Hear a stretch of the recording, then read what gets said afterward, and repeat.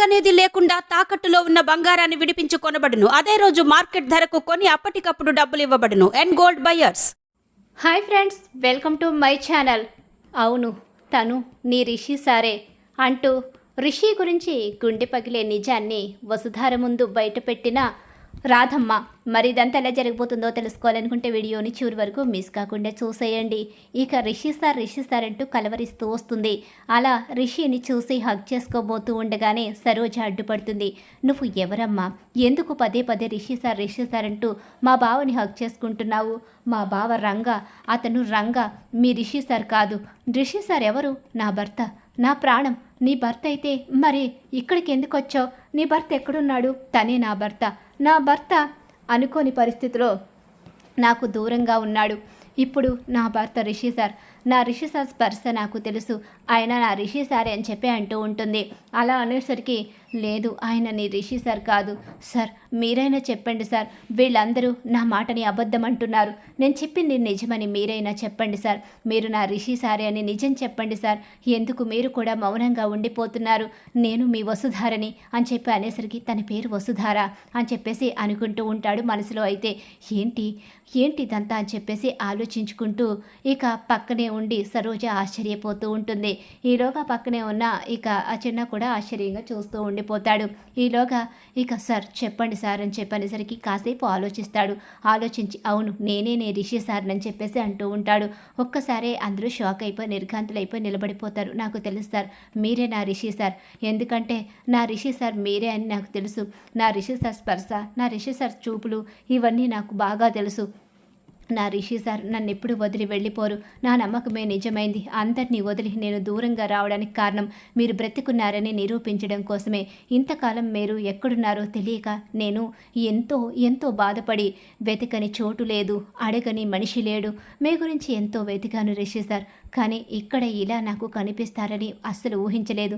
కాలేజీలో ఇక నేను రాజీనామా చేసి వచ్చేసాను మీకోసమే. మీరు చనిపోయారని అందరూ అంటే తట్టుకోలేక ఆ మాటని నేను ఎండీ పదవికి రాజీనామా చేసి వచ్చేసాను సార్ అని చెప్పి అంటూ ఉండగానే ఇక ఒక్కసారి ఏంటిదంతా అమ్మమ్మ? నాకేం అర్థం కావడం లేదు. తనని పట్టుకు రిషి సార్ అంటుందేంటి, కాలేజీ అంటుంది, ఎండీ పదవి అంటుంది, నువ్వేం మాట్లాడవేంటి, మౌనంగా నిలబడిపోయావేంటి అని చెప్పి అంటూ ఉండగానే ఇక అవును నిజమే కదా, తను అన్నది నిజమే కదా అని చెప్పి అంటూ ఉండగానే రాధమ్మ షాక్ అయిపోతుంది. సరోజ ఏం మాట్లాడుతున్నావు అమ్మమ్మ? తను చెప్పేది నిజమంటావేంటి? మన బావ మన కళ్ళ ముందు ఎన్నో రోజులుగా ఉంటున్నాడు, అలాంటిది తన మాట నిజమంటావేంటి? నిజమే, నీ బావే, కానీ తను రిషి సార్, మన రంగా కాదు. ఏం మాట్లాడుతున్నారు? అవును, తను మన రంగా కాదు.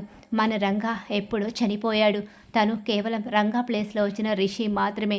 తన కండిషన్ ఎలా ఉందంటే మన దగ్గరికి వచ్చేసరికి తన ఆరోగ్యం పాడైపోయి తనను చావు బ్రతుకుల మధ్య ఇక నా దగ్గరికి చేరాడు. నా మనవడు అప్పుడే చనిపోయాడు. ఇక చావు బ్రతుకుల మధ్య నా దగ్గరికి చేరిన ఈ బిడ్డని నా మనవడిగా చూసుకున్నాను. మరి నాకెందుకు చెప్పలేదు? నువ్వు చాలా రోజులు ఎక్కడో ఫారెన్లో పెరిగావు. ఇక మీ బావ కోసం ఇలా మారి ఇక్కడ తిరుగుతున్నావు.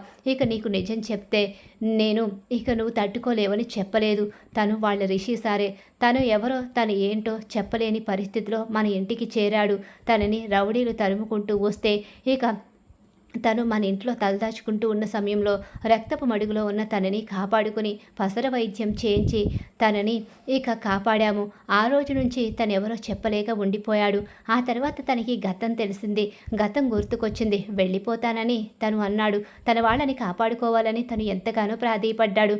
కానీ తన వాళ్ళని కాపాడుకోవాలి అంటే ప్రస్తుతం ఉన్న కండిషన్లో వెళ్ళడం కరెక్ట్ కాదని మీకోసం రౌడీలు ఎక్కడెక్కడో వెతుకుతున్నారు. ఈ కండిషన్లో వెళ్తే మీ వాళ్ళని కాపాడుకోకపోగా మీ ప్రాణాలు కోల్పోతాయి. మీ మీదే ప్రాణాలు పెట్టుకున్న వాళ్ళు ఇక అక్కడ ఎదురు చూస్తూ ఉండుంటారు.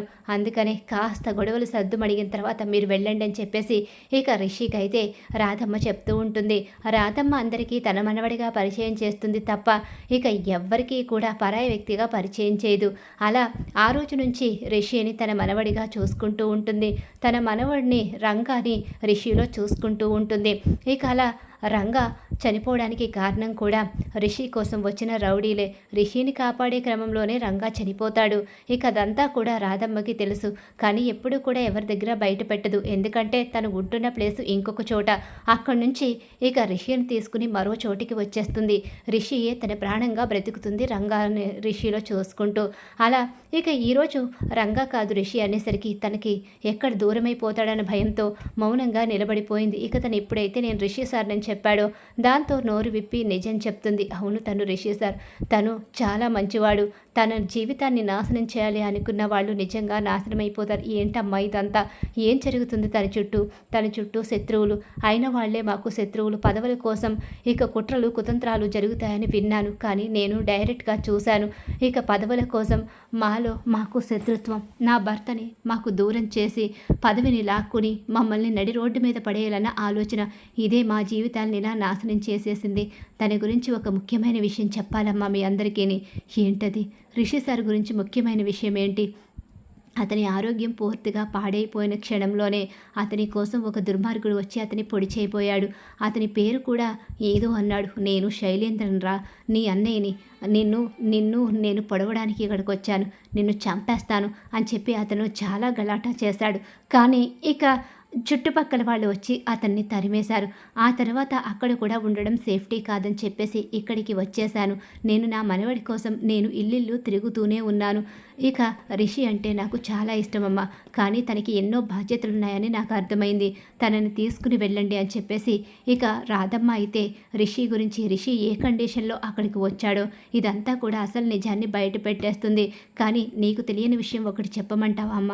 రిషి ప్రతిరోజు నీ కాలేజీలో ఏం జరుగుతుందో తెలుసుకుంటున్నాడు. నీ చుట్టుపక్కల ఏం జరుగుతుందో తెలుసుకుంటున్నాడు. రిషి ఇక యాదృచ్ఛికంగా వచ్చాడని నువ్వు అనుకుంటున్నావు. కానీ రిషి అక్కడికి నువ్వు ప్రమాదంలో ఉన్నావని తెలిసి నీ పరుగులు చూసే రిషి అక్కడికి వచ్చాడు. అక్కడికి వచ్చి నిన్ను కాపాడుకుని నిన్ను ఇక్కడికి తీసుకొచ్చాడు. కానీ నిజం చెప్పలేని పరిస్థితిలో ఉన్న రిషి నీ ముందు పడ్డా ఇక తన కళ్ళ నిండా ప్రేమ ఉన్నా కళ్ళ నిండా కన్నీళ్లు నిండిపోయినా బయట పెట్టలేకపోయాడు. అంతే తప్ప కానీ వేరే ఏమీ లేదు. తను చాలా గొప్పవాడు. అంత గొప్ప వ్యక్తి నీ భర్త అవడం నీ అదృష్టం. నువ్వు కూడా చాలా మంచిదానివని నిన్ను చూసిన తర్వాత అర్థమవుతుంది. ఇద్దరు ఒకరి కోసం ఒకరు పుట్టారని, మీరు వసుధారలు కాదు రిషిధారలని ఇక నా మనవడు ఎప్పుడో చెప్పాడు.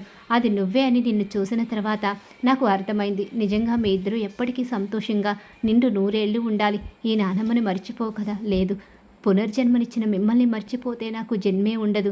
ఇక మీరెప్పుడూ నాకు నానమ్మగా తోడుగా ఉండాల్సిందే అని చెప్పేసి ఇక చెప్తూ ఉంటాడు రిషి అయితే. అలా ఇక రిషి గురించి అసలు నిజాలన్నీ రాధమ్మ బయట పెట్టేయడంతో సరోజకు ఇక రంగా కాదని రిషి అని ఇక వసుధార భర్తని తెలుసుకుని షాక్ అయిపోతుంది.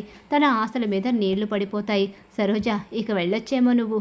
ఇక తన భార్య వచ్చేసింది కాబట్టి నువ్వు ఇక్కడి నుంచి వెళ్ళొచ్చు. నన్ను క్షమించండి, నేను చాలా పెద్ద తప్పు చేశాను మీ విషయంలో. ఇక ఎప్పటికీ మీ మధ్యలోకి రానని చెప్పేసి అక్కడి నుంచి సరోజ వెళ్ళిపోతుంది. కొద్ది రోజుల పాటు మీరు ఇక్కడే ఉండాలి.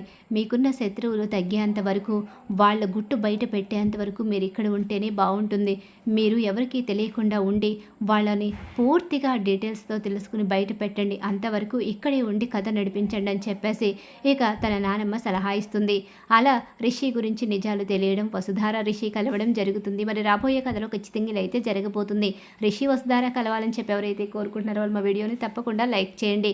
అలాగే గుప్పెడంత మనసు సీరియల్ అప్కమింగ్ ఎపిసోడ్స్ టీవీలో కన్నా ముందుగా చూడాలి అనుకుంటే మా ఛానల్ని ఇప్పుడే సబ్స్క్రైబ్ చేసుకో, పక్కన ఉన్న గంట సింబల్లో ఆల్ మీద క్లిక్ చేయండి.